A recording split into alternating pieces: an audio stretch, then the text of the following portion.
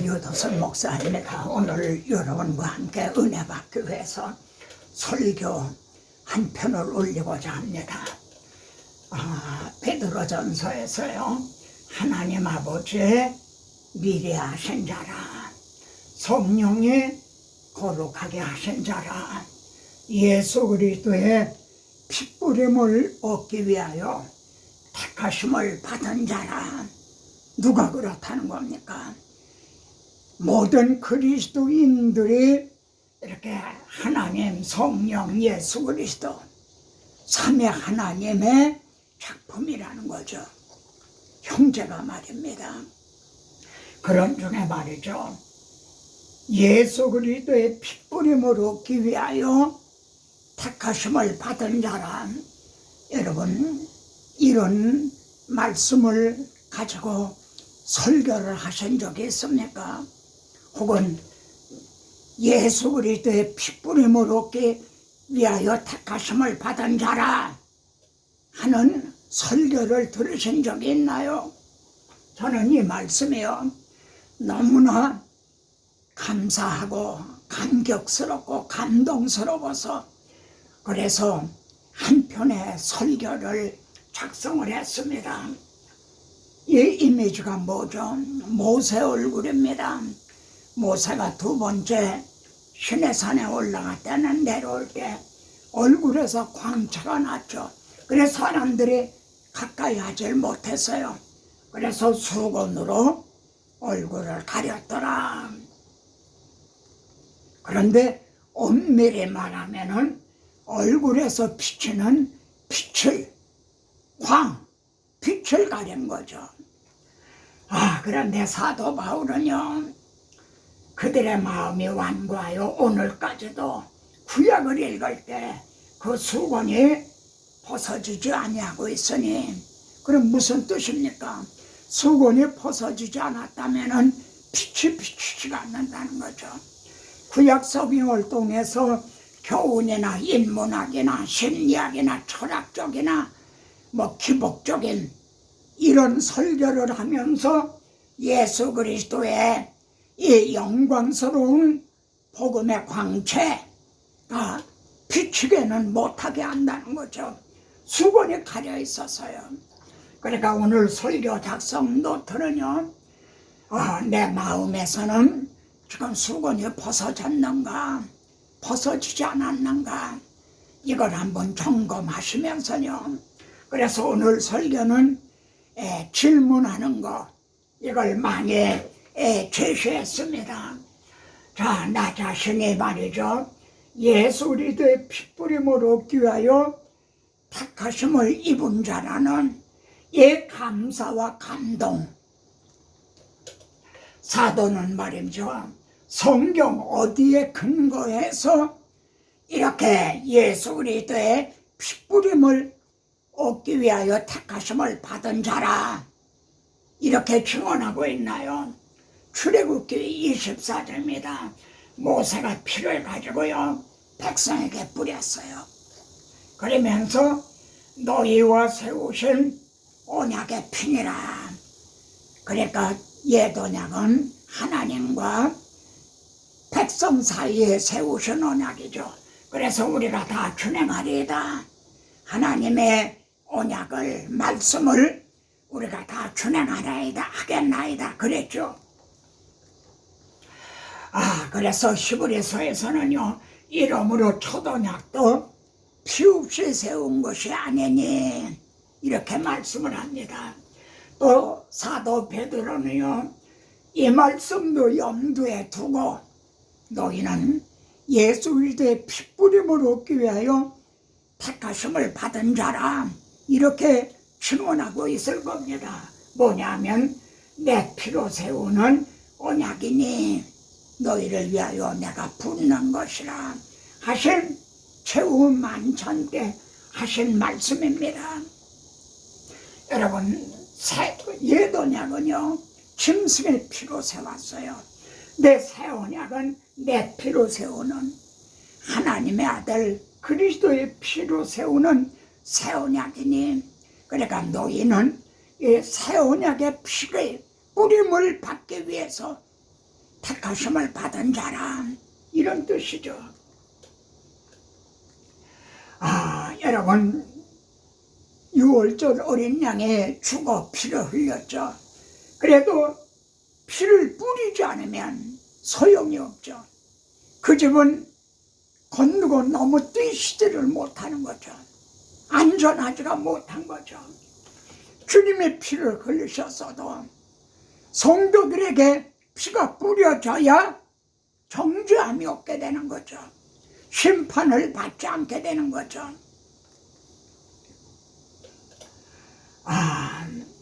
자, 질문입니다. 옛 언약은요, 그리고 새 언약은 누구와 세운 언약인가요? 아까 말씀드린 대로 옛 언약은 너희와 세우는 언약의 피니라, 백성들과 세워졌어요. 근데 그 옛 언약은 깨지고 말았죠. 그러면은 새 언약은 누구와 누구 사이에 맺은 언약인가요?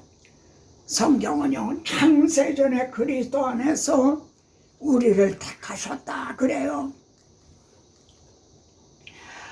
그리고 주님은 잡히던 날 밤에 말이죠, 그들은 아버지의 것이었는데 우리들은 말입니다, 형제는 아버지의 것이었다는 거예요. 무슨 뜻입니까? 하나님이 택하셨으니까요. 하나님의 형제를 택하셨으니까 아버지의 것이었다는 거예요. 그런데 내게 주셨으면 주님에게 주셨다는 거예요. 왜 주셨나요? 내가 택한 이들의 죄를 내가 대신 담당을 해라. 내가 대속을 해라. 내가 책임을 져라. 여러분, 이것이 창세전에 성부와 성자 간에 맺은 언약이었던 겁니다. 그것을 우리를 창세전에 택하셨어요. 벌써 하늘에 그리스도와 함께 앉히셨다고 그러죠. 이 엄청난 말씀, 영광스러운 말씀, 이게 복음인 거죠. 그러니까 창세전에 성부와 성자 간에 세우신 언약을 말이죠, 주님이 십자가를 통해서 이루신 거죠. 그래서 내 원대로 마우시고 아버지 원대로 하옵소서 하신 거죠. 자, 질문입니다. 그러면 언약을 피로 세운다는 구속사적인 의미가 뭔가요? 왜 언약을, 옛 언약도 피로 세우고요, 새 언약도 피로 세우고, 피로 세운다는 그 의미가 뭔가요? 여러분, 마음의 수건이 벗어졌나 아닌가? 하나님은요, 아담하와에게 내가 먹는 날에는 반드시 죽으리라 그러셨죠. 그래서 죄값은 사망이에요. 그런데 피 흘림이 없은즉 죽어야 돼요. 죄값은 사망이니까 대신 죽어야만 사함이 있는 거예요. 그래서 피로써 언약을 세우는 거예요. 근데 옛 언약은 짐승이 대신 죽은 거죠. 그런데 그거는 죄를 해결하지 못하는 그림자였다는 거죠. 그래서 주님은 인자가 온 것은 자기 목숨을 대속제물로 주려 함이라. 우리들의 죄값은 사망, 이걸 대신 죽으시기 위해서 오셨다는 거죠. 여러분, 피 흘림이 없은즉 사함이 없죠. 그리고 그 다음은요, 피 뿌림이 없은즉 효용이 없죠. 주님의 피를 흘려주셨어도 성도들에게 이게 뿌려주지 않으면, 6월절 어린 양의 피를 흘려줬어도 그 문설주 문지방에 뿌리지 않는다면 소용이 없는 거죠. 피를 뿌리라 하신 이 말씀이요, 대속죄일과 만나게 됩니다. 이 마음 수건이 벗어지게 되면 이걸 깨닫게 되는 거죠. 보세요, 대속죄일에 말이죠, 백성을 위한 속죄제 염소를 잡아서 그 피를 가지고 휴장 안에 들어가서 휴장 안에 그러니까 지성소에 들어가는 겁니다. 그런데 말입니다. 대제사장에 1년에 한 번 들어가는데 피 없이는 못 들어가요. 피를 가지고야 들어간 거예요. 그러면은 그 피를 어떻게 하는가? 속죄소 위와 속죄소 앞에 뿌릴지니 누가 한 말입니까? 모세가 한 말인가요? 하나님이 명하신 거예요. 여기 속죄소 위와 앞에다 뿌릴지니 그러면은 그리고 거기서 내가 너와 만나겠다. 이 속죄소 피가 뿌려진 거기서 내가 너와 만나겠다. 이렇게 말씀합니다. 그러면 질문입니다.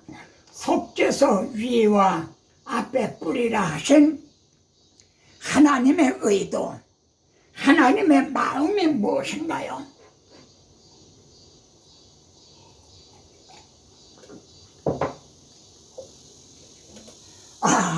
여기 하나님이 만나 주겠다 하신 거기 속죄소의 위치가 어디죠?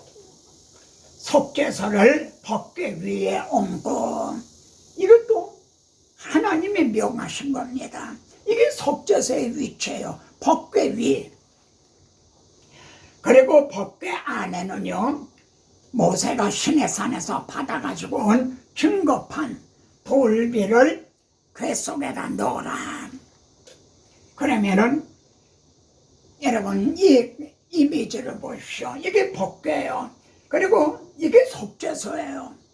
그러니까 속죄소는 법궤 뚜껑과 같아요. 그 안에 뭐가 있죠? 돌비가 있어요. 십계명에서 이제. 그러니까 속죄소가 율법을 덮고 있는 그런 구조로 돼 있어요. 하나님이 이렇게 계시하셨어요. 그리고 그리스도의 증인들은 이걸 증언하라고 세움을 입은 받은 거죠. 여기가 속죄소입니다. 자, 속죄소를 좀 확대를 하면요, 이 법궤 안에는 증거판이 있고 여기가 속죄소예요. 근데 거기다 피를 뿌리라는 거죠. 그 위에다가. 그러면 뜻은 분명해지는 거죠. 하나님께서 우리들을 보실 때 피를 통해서 내 대신 대속죄물이 되주신 그 피를 통해서 봐주시겠다는 거죠. 만약 피가 뿌려지지 않으면 법궤 안에 있는 율법을 통해서 보시게 되는 거죠. 그러면 다 죄 아래에 있게 되는 거죠. 자, 또 앞에다 뿌리라 그러셨잖아요. 6월절 피를 앞에다 뿌렸잖아요. 내가 그 피를 볼 때에 너희를 넘어가리라. 여러분 얼마나 분명한 것입니까? 그래서 라지곤 화이로 불타는 논리, 하나님의 구원 계획은 논리가 당연한 거예요. 법궤 안에 율법이 아닌 속죄소에 뿌려진 피를 통해서 보신다. 이렇게 계시를 해주셨죠. 그러면요, 바울 서신에는요, 이처럼 중요한 핏뿌림이라는 언급이 없어요. 사도 베드로는 이걸 증언했는데 사도 바울 서신에는 이게 없다 이거예요. 그런데 뭐가 있죠?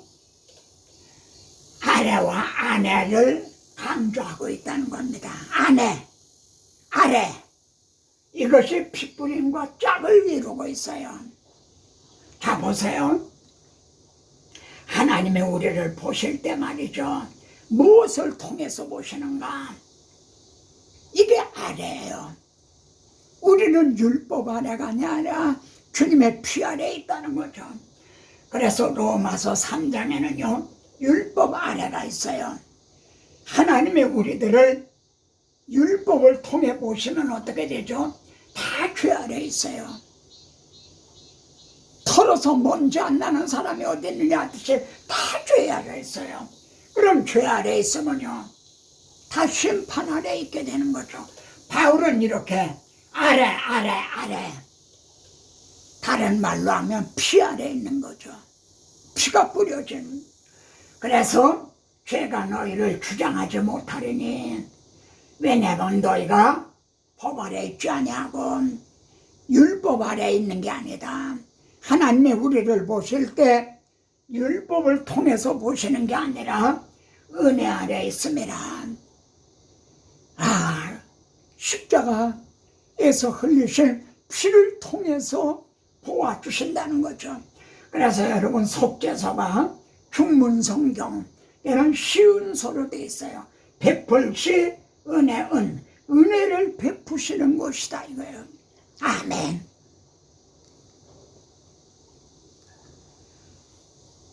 이 말씀에 레위기 16장에 있는데 이 16장의 근거에서 바울은 아래, 언더, 지시야 이걸 깨달은 거죠. 이걸 읽으면 내가 그리스도의 비밀을 깨달은 것을 너희가 알 수 있으리라. 바울만 깨달아야 되나요? 모든 주민들이 이걸 깨닫고 담대하게 굳세게 증언해야 맞는 거죠. 그러면 피가 부려진 속죄서 거기서 너와 만나고 그러셨어요. 그러면요 죄 때문에 추방당한 죄인이 말입니다. 하나님 앞에 나아가고 하나님하고 만남이 어떻게 가능해지죠? 대답해 보세요. 제가 여러분의 대답을 음성을 듣진 못하지만 우리가 예수의 피를 힘입어 성소에 들어갈 단령을 얻었나니 중문에는 지성소에 들어가는 거죠. 휘장 안에 들어가니까요. 예수의 피를 힘입어서요. 우리에게 무슨 공로나 자격이 있어서가 아니라 어디에 들어가죠? 지성소에 들어가요. 그러면은 구약 시대에는 지성소에 들어가는 게 누구죠? 대제사장이에요. 그럼 우리도 대제사장이란 말인가? 그러면 주님은 그래서요 우리에게 큰 대제사장이 계시니 그냥 대제사장이라니 하지 않고 큰 대제사장이라고 해요. 우리도 왕같은 제사장이죠. 그럼 주님은요 왕중왕이시죠. 우리 주님은 큰 대제사장이시고 우리는 영적 논리로 하면요 은혜의 보좌 앞에 담대히 나아가는 대제사장인 셈인 거죠. 이게 개혁자들이 주장한 만인제사장설입니다. 천주교에서는 뭐 신부만 들어간다 그런 식이죠. 그러면 이제 우리가 피로 말미암아 의롭다 함을 얻었으니 이걸 잘 보세요. 이게 이 말씀하고 연계가 돼요. 예수의 피를 힘입어 성소에 들어간다. 구약시대 대제사장이 피를 가지고 들어가듯이 우리도 예수의 피를 힘입어 성소에 들어간다. 그럼 그게 구체적으로 무슨 뜻인가요? 그의 피로 말미암아 의롭다 하심을 얻었으니 벌거벗고 들어가는 것이 아니라 주님의 의를 입었기 때문에 그래서 들어갈 수가 있다는 거죠. 예수의 피를 힘입어 그 피로 말미암아 의롭다 하심을 얻었으니 그래서 하나님과 화목하고요 하나님하고 만나는 것이 가능해진 거죠. 예수의 피를 힘입어 그 피로 말미암아 의롭다 하심을 얻었기 때문에요. 여러분 그럼 들어감이 이 땅에서는 언제 이루어지나요? 예배를 드릴 때 들어가는 겁니다. 예배 드리러 가셔서요 묵상 기도를 하실 때 이 장면을 좀 묵상을 하세요. 그러면 쭉 마음이 확 열려지게 될 겁니다. 그리고 여러분의 기도를 드릴 때 들어갑니다. 기도를 드릴 때요, 내게서 더러운 옷을 벗기시고 아름다운 옷을 입혀주시고, 그래서 그 의의 옷을 입고 주님이 휘장을 열어주신 그 휘장을 통과해서 은혜의 보호자 앞에 나갑니다. 이걸 묵상을 해보세요. 그런 기도가 하나님의 뜻대로 쫙 계속되는 거죠. 누가 주의 마음을 알아서 주를 가르치겠느냐. 바울은 이렇게 증언하고 있죠. 그러면요, 하나님의 마음이요, 성경을 보면 누구든지 피는 절대 먹으면 안 된다. 피를 먹으면 너희는 끊어진다. 그 말이었죠. 이렇게 하신 하나님의 마음이 뭔가요? 하나님은 자신의 피를 잡술르고 그리 금하신 건가요? 보세요.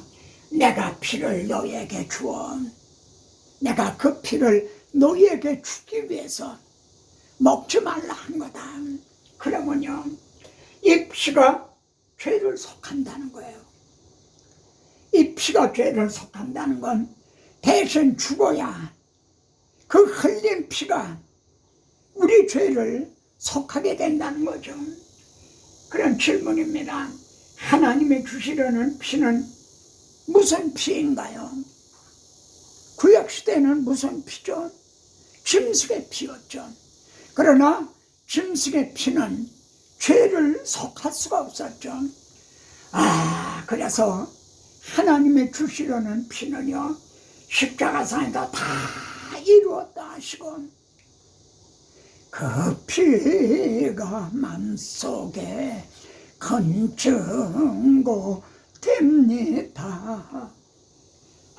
그 주님의 피를 우리에게 주시는 거죠. 그래서 주님은요, 내 살을 받아 먹어라, 내 피를 받아 마셔라. 하나님은 무슨 피든지 먹으면 안 된다. 짐승의 피도 그거 마셨어요. 근데 자기 아들의 피를 받아 마셔라. 그래야 너희 속에 생명이 있다. 먹지 않으면 너희가 생명이 없다. 그리고 자기 아들의 피를 우리에게 주셨죠.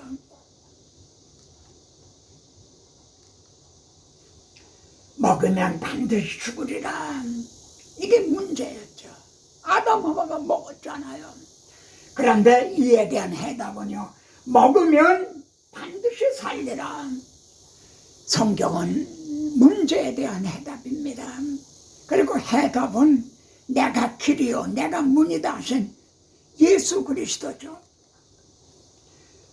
그런데 성경은요, 돈 없는 자도 오라. 와서 값없이 와서 사서 먹어라. 우리에게 피를 주셨는데 값없이 돈 없이 와서 먹으라는 거예요. 거저 주시겠다는 거죠. 이게 복음초초입니다. 저는 이때마다 그러나 한 가지 잊지는 말아라. 우리는 이 복음을 거저봤지만 자기의 아들을 내어주신 여호와를. 질문입니다. 중요한 질문이죠. 피 뿌림은 언제 어떻게 이루어지는가요? 주님이 십자가상에서 피를 흘리셨잖아요. 그럼 그 피가 내게 뿌려져야 되잖아요. 그리고 언제 어떻게 이루어지는가요? 바울의 증언을 통해서 깨닫고 그리고 결단하시기를 바랍니다. 유대인은 표적을 구하고 헬라는 죄를 찾으나 지금도 표적, 지혜를 따라다니는 그런 성도들이 있죠. 저기에 가면 표적을 많이 행한다. 기사 이적, 방언을 말하고 그런다. 그래도 우르르 가죠. 또 어떤 교회는 저 목사님은 외국에 유학을 해서 박사학위를 받아온 분이다. 또 지혜를 찾아 헤매죠.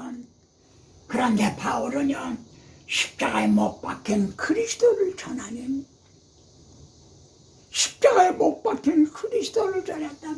난 표적을 행한 것도 지혜를 말한 것도 아니라 포도아에 왜 그랬나요? 십자가에 못 박힌 그리스도를 전할 때 성도들의 마음에 피가 뿌려지기 때문에요. 그 복음을 전할 때 성도들이 거듭나게 되기 때문에요. 2장에서도요, 내가 너에게 나아가 하나님의 증거를 전할 때 말과 지혜의 아름다운 것을 안해하였나니, 근데 오늘은요 다 그런 건 아니에요. 근데 많은 설교가 말과 지혜의 아름다운 걸 막 경쟁하듯, 누가 더 아름다운 말을 하느냐 하듯 하고 있는 건 아닌가요? 내가 너희 중에서 예수 그리스도와 십자가에 못 박힌 것 외에는 아무것도 알지 아니하기로 작정하였으면, 바울은요 예수 그리스도만 전한 거 아니에요. 오병이어를 전한 것도 아니에요.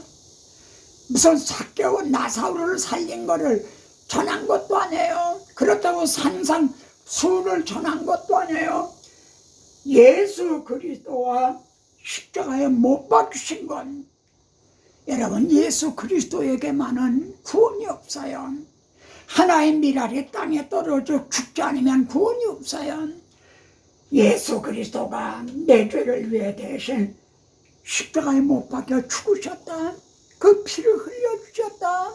그 피가 우리에게 뿌려져야 그래야 구원이 있는 거죠. 결론입니다. 그리스도인은 어떤 사람이죠?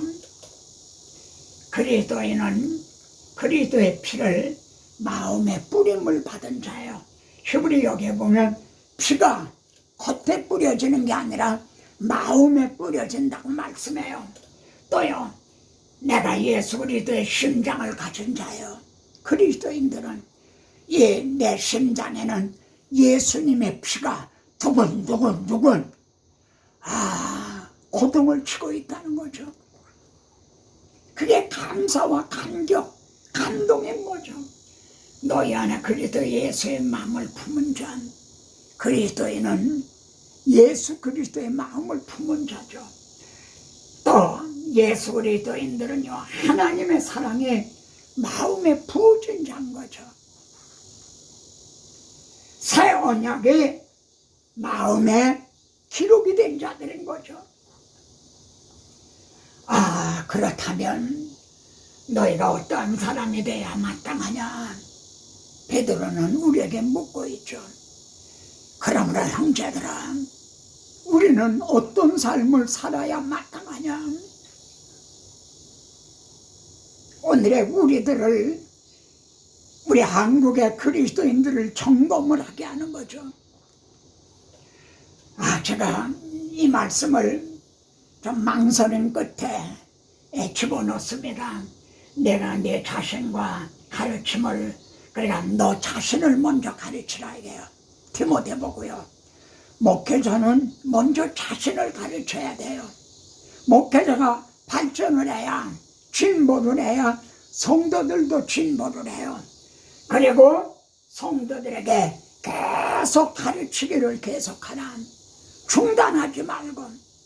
다른 비결이 없어요. 지름길이 없어요.